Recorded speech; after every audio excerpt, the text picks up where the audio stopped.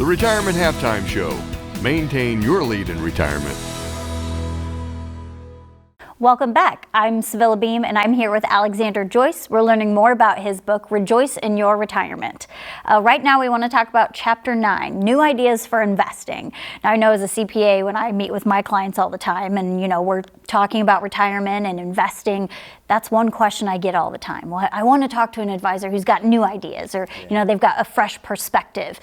So I think this is a really interesting chapter. Tell us more about it. Yeah, you're exactly right. And I think that one of the I don't know if the right word is challenges, but when we start to engage a client, right? When we start to build that relationship with the client, because our firm is built the foundation of our firm is built on individual relationships. And one of the things we do is when we gather information and just generally ask questions, right, to see if we can build something, if you would, see if we're a good fit. Absolutely. Is we ask questions, and it's very common that they would tell a story about maybe a colleague or a friend or someone down the street or a neighbor or someone at church, and they said, this is happening in the market, and my advisor or my friend or a family member of an advisor said that we're doing this right now, and you kind of think in the back of your mind, well, I'm not getting any fresh ideas or fresh advice, or a lot of times you hear something at a seminar and it's like, well, I wish there was a little bit more engagement, or I wish there was more communication. I wish ideas were brought to the table.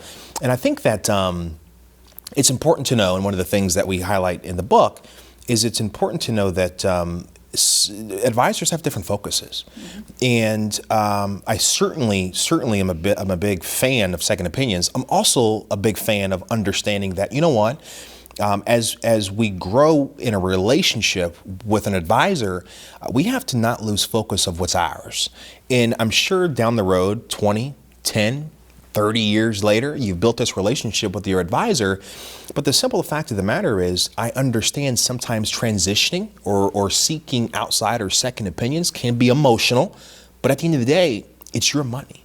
Right? At the end of the day, you want what's best for you.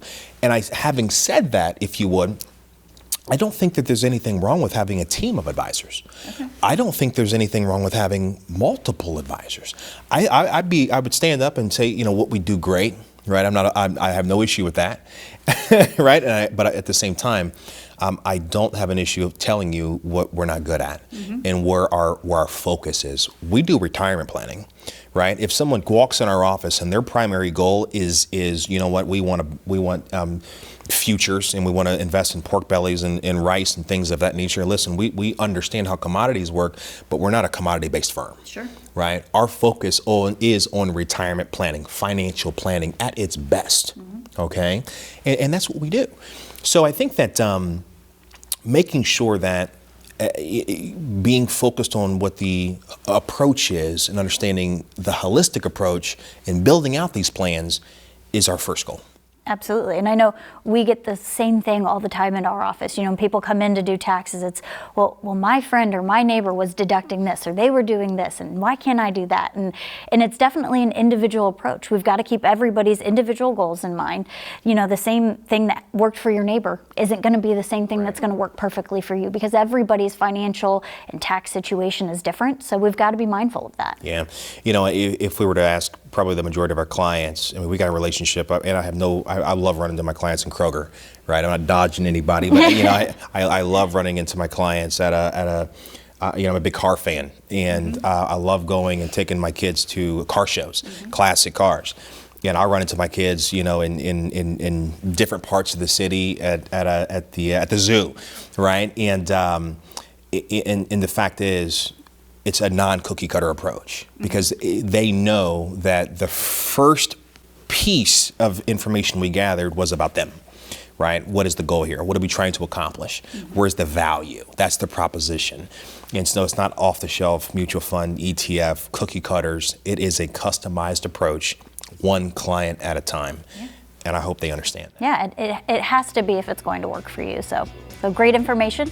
If you'd like more information, you can get this book on Amazon. You can also reach out to Alex's office, schedule an appointment with Alex, and leave with an autographed copy.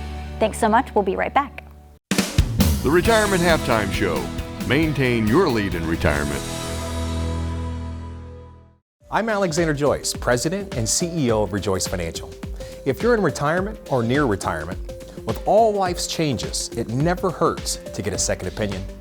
Managing expectations is the foundation of a prosperous relationship. Our goal is simple. We want to get to know you. So pick up the phone and make an appointment for a complimentary visit. There is no cost, no obligation. We simply want to get to know you and see if we can add value to your life in retirement. We can discuss topics like income planning, sequence of return risk, taxes and estate planning, Social Security maximization, and much more. Let us help you develop strategies that can develop a successful retirement. If you want to know more about successful retirement strategies, then call now, schedule a visit, and let us help you rejoice in your retirement.